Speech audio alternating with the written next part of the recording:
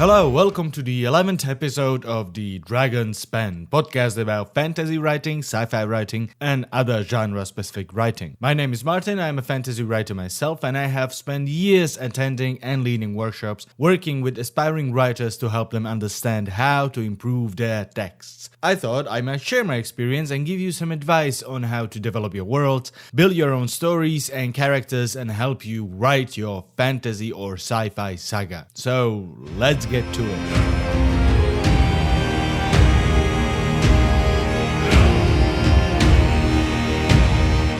Name of this week's episode is No Service. And I will be talking about cell phone coverage in your books, obviously. Remember literally any horror movie you ever saw when the tension starts to mount and one of the characters, not a complete idiot, pulls out the phone and detail shows a glowing no service message. Oh no, how are we going to get out of this one? Well, I used a horror movie as an example, but this is sort of a thing that could be found in a lot of genre literature and basically we will be talking about obvious solutions to certain situations that are just swept off the table for the sake of drama.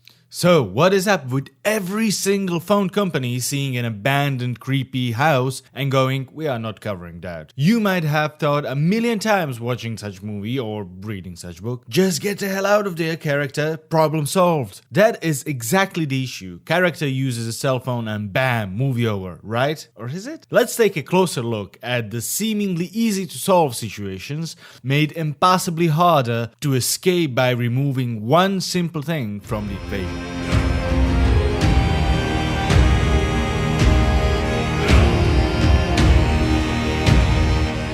Okay, so let's start with a well-known example of phone not working all of a sudden in the horror movies. Well, obviously, phones make our lives so much easier these days. It would be a shame if you called the cavalry in the first act of the movie and, end the horror movie there. Would you? Take a fantastic example of the movie Aliens, the sequel to the Alien. Think about it for a minute. The first movie, The Alien, is creepy and claustrophobic because there is no way for the crew to call for help. But the second movie, the Space Marines, are the help. The movie Aliens is pretty much what would happen if the crew of the Nostromo in the first movie did manage to call for help. Aliens is all about the cavalry arriving, yet it's still very entertaining, scary, claustrophobic, and really comes out as an ultimate badass despite all the soldiers around her. So why couldn't a teenager call for help when being pursued by a killer around a friend's cabin, right? Okay, there might be some movies that play around with this idea. Policemen are called and then killed instantly upon arrival, or they turn out to be a part of the evil conspiracy that is there to kill the teenagers, or, something. So, how does this translate to a fantasy or sci-fi text? Maybe you are not writing a horror, so why should you care at all? Well, as many other things I talked about in this podcast, it is not just about this particular situation. It is the concept of the situation that really, works as a mistake within your story. The entire problem is actually happening between the reader and the text in these sort of situation. The problem is not the situation being not dire enough, but rather the reader coming up with a solution before your character does. Or even worse, your reader coming up with a better solution than your character. That is just plain awful to read through the text, like just do that already and you are done. And it is very bad for your text, well obviously, and for your characters. Handling any dangerous situation for your character with this sort of no service approach is sort of a shortcut. Just you kind of forbid your character from, taking a easy solution. Even having a police arrive just to die instantly is sort of a shortcut as well. Here's what really happens between your reader and your text when a character tries to call for someone and can't. Calling for help is an obvious solution that makes a lot of sense. It is pretty much a normal solution for most of us. If I was attacked at the cabin I'm staying in, I am not hanging that phone ever. I am on the phone non-stop while the killer pursues me. So when there is an obvious solution to the situation your characters end up in and your readers figure it out, and your characters don't or can use the solution, it does two very bad things for your text and your characters. Firstly, writing genre literature, or literally any storytelling, is a lot about immersion. You want your readers to be in the story with the characters. The no-service approach tends to really break these immersion. You want your world to feel as real as possible. Of course, it makes readers dive deep into your story. But when there is no service, it really breaks the immersion because the world all of a sudden works differently from our real world. I mean, sure, there is never 100% phone coverage, but there are different providers. One character might have a service, the other one not. And people just have a way of just, running up the hill until there is a service. Having no phone coverage is, in real world, usually a very solvable problem. It's just something we handle. The other thing that happens is your readers being frustrated with the character, which, makes sense. You don't want the main character you are reading about to be a complete idiot. You want them to be the hero of the story, usually. All of this leads to your text being frustrating to the reader and making them, tense. And there's a huge difference between the tension in the story and the tension in your readers. You want them to feel the tension, of course, but, if there's just a little bit of frustration involved in the tension you're creating, it is usually not the fun tension. It is the stressful one. It is, I want to finish this book because I'm being annoyed by it, as opposed to, I want to finish this book because I can't wait what happens. It's a huge difference, and you should capitalize on that. And when you frustrate your readers into reading further, it tends to, discourage them from ever opening any text from you ever again.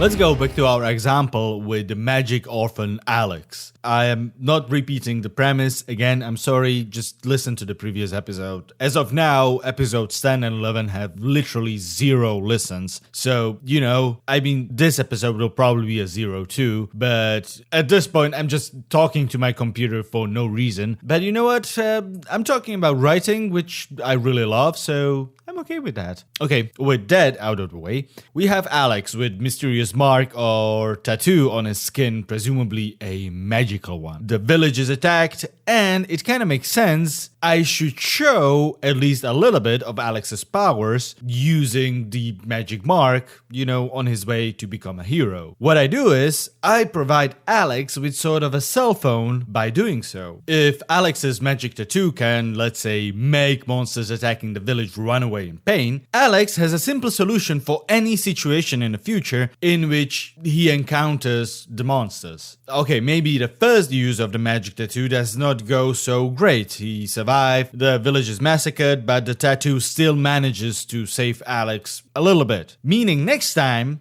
he uses it, he pretty much gets a get out of jail free card or a cell phone that can solve the situation. He faces the monster. A reasonable thing is to look at the mark and go, abracadabra or something. And that can make a lot of aspiring authors actually pretty nervous. They provided the hero with a cheat pretty much. So they come up with quick fixes like the magic tattoo does not work in certain places. Alex travels, or, he encounters higher level monsters that are not so easily scared away, stuff like that. And I get it. You don't want your hero to have a cell phone and solve any dangerous situation just, like this. On the other hand, you don't want your hero to be a dummy that forgets they actually have a cell phone and can use it. Here is something aspiring authors tend to forget. When you call the police, they don't just magically appear in front of you all of a sudden. It takes time. You have to kind of wait for the help to arrive. You have to survive until they arrive. Remember those levels in games where you have to protect this or that until reinforcements arrive? Timer appears on your screen and you go all out. Use all the healing you have, every single piece of ammunition. You go full Terminator. Then the timer reaches 0. You survived. The thing you were protecting is damaged, but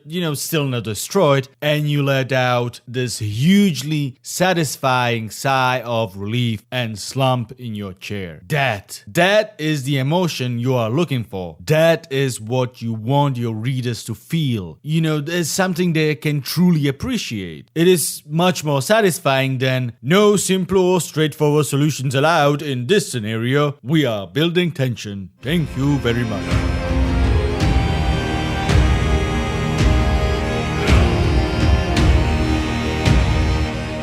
There is a reason Indiana Jones is an archaeologist adventurer with a whip. I know that sounded random, but just hear me out. Indiana tends to end up in situations only people with deep knowledge of archaeology history, quick thinking, and a whip can usually solve. Sure, most of the Indiana's dangerous situation could have been easily solved by having a Terminator with a plasma cannon there instead of Indiana Jones. You call this archaeology? Enemies have been terminated. But the Terminator would clock a lot of Wikipedia time trying to pick the right grail, That is pretty much a key. Sure, you can easily create a character for which Indiana's problems would be much less of a problem. But at the same time, you need Indiana Jones to be Indiana Jones to solve the archaeological mysteries. What I'm trying to say is, you, the author, own the world, own the characters, and you can create a situation that would be unsolvable for anyone, even with a cell phone, but your character. I can easily imagine a horror movie in which a character just smashes their own cell phone, going, I am to solve this myself.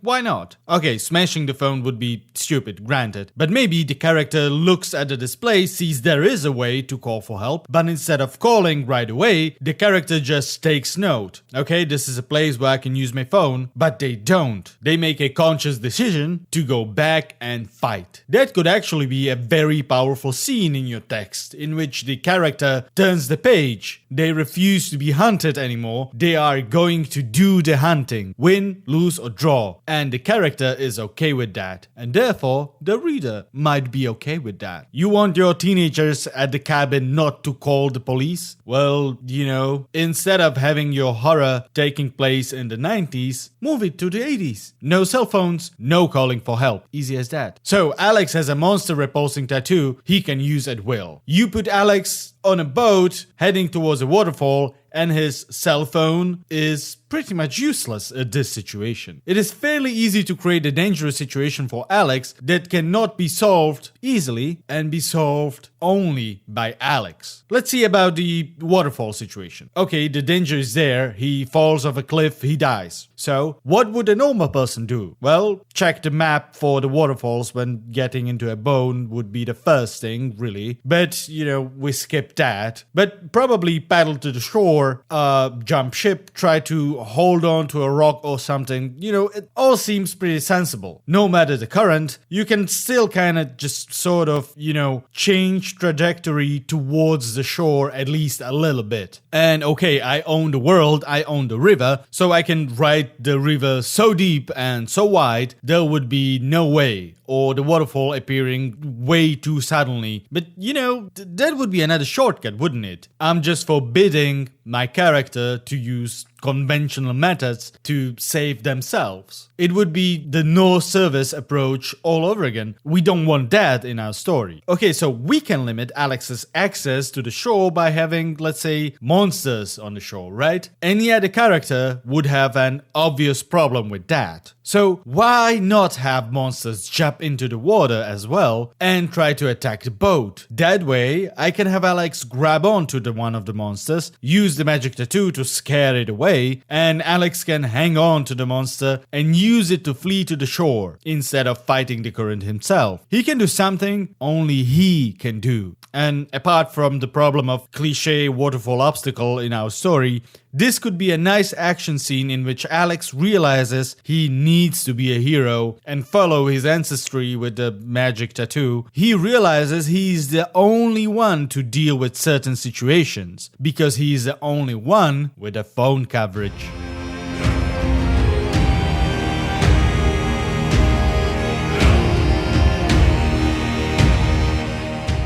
Many aspiring authors take these shortcuts because dealing with the entirety of the situation is just too complex. If you think about it, there is a huge number of solutions to any situation in fantasy or sci-fi. Alex can discover he can control water and just, retrace the river. Or a powerful mage could stop time.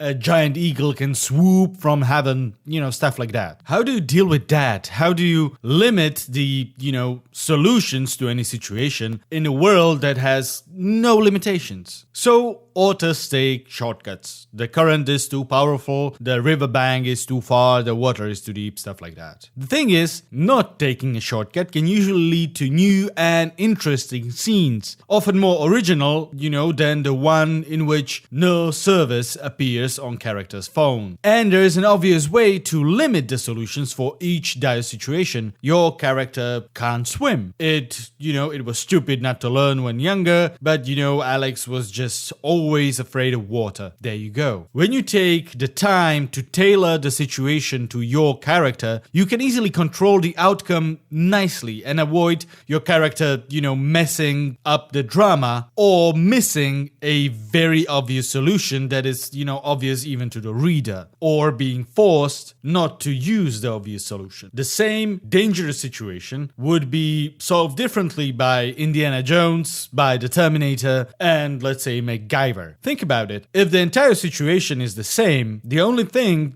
changing in the equation is the character itself. And all the characters would take different approach defined simply by their skill set, experience, strengths and weaknesses. This should be the same for Alex. There is no need for a shortcut if your character can create their own shortcut. And if your reader wouldn't guess the solution beforehand, it is all the more satisfying being surprised by, how amazing your character is. You kind of want your readers to think, well, that's clever, I wouldn't have thought of that. It is an essential part of the whole hero thing. Heroes should be unique in, most cases. And part of that is, their unique approach to situations and obstacles they encounter along the way on their adventure. If you take the no service approach, you are limiting your characters. And that's no fun. Let the characters limit themselves. Simply by being true to themselves and, ideally to their story as well. Maybe the character would not want to call for help anyway, or maybe the help would simply not be as effective as the character dealing with this particular obstacle, or maybe the help wouldn't come to help this particular character. So if you are an aspiring writer and you are creating a dangerous situation, an action scene for your character, be sure to take into account what would be, what would a normal person do, and then think what would your character and only your character do to get out of danger. And rather than limit the outcome, present the only outcome that suits the character and your story. What would Alex do? Well, that really depends on Alex and his story. Not whether he does or does not have a phone coverage. That's it. Good luck with your writing and hopefully you were at least a little bit inspired. Thank you for listening.